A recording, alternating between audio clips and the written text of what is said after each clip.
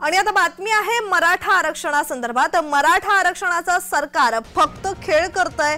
सरकारने मराठा समाज बांधवांची सत्व परीक्षा घेऊ नये असं म्हणत विश्वजित कदमांनी सरकारवर टीका केली आहे।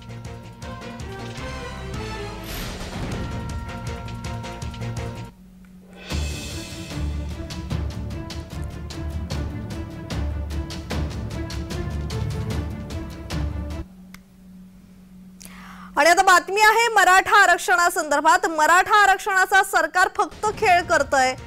सरकारने मराठ्यांची सत्व परीक्षा घेऊ नये असं म्हणत विश्वजित कदम यांनी सरकारवर टीकास्त्र डागलंय।